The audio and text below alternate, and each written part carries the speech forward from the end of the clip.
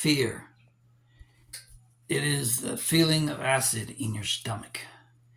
It is that shortness of breath as you feel blood pressure mount, clouding your vision, and the pressure of as it squeezes on your temples.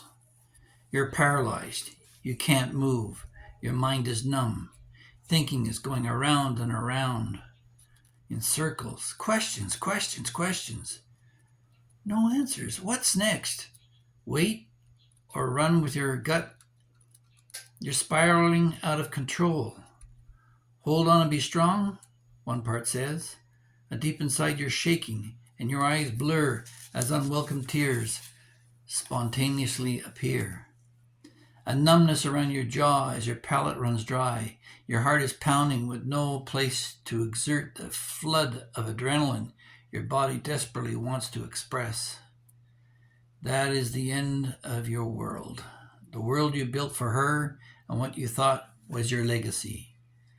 But the theft of your existence and the kidnapping of all you built is melting away. Now what? You're stuck in your fix it now attitude with a dilemma in a day without ending as it drags on and on. Suddenly the life you built has discovered that there is weakened, shifting sand below it. You've been bailing the boat of your marriage for some time, as behind you and your back she was drilling more holes in the hull that allowed the life you thought you built together being mutinied by deceit. You're there, just, not sitting, not resting, but immobile, as you feel the feminist castration of your natural self. You're alone, more alone now than ever in your life. In youth there was promise of tomorrow, but now that promise has been broken and there's no words that can be spoken to erase the collapse and destruction of identity and worth. Friends? Family? They all pick a side. Likely hers as she paints and embellishes stories of victimhood and oppression through her hyperbole and drama. You, on the other hand, are naked. This is a part and point of no return. You're blinded through your own anguish to the effect that your very next decision will make and paralysis sets in. The shock of the realization of absolutes right now is blocked by a cognitive dissonance. Old habits of remedy no longer work. You feel the sphincter of your ass as your tailbone draws within you. What kind of man are you? Are you going to be ready for the battle for your soul as the courts and social connections rain down upon you? How do you cope? Does your belief system account for this? What rationalization and lies will you create to justify remaining here?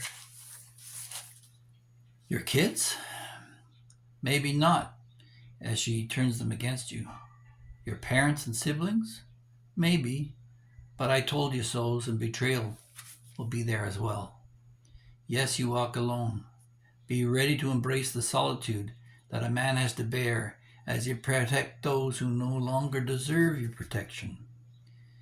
This way may have started a long time ago, but it was within the moment you knew things would never be the same.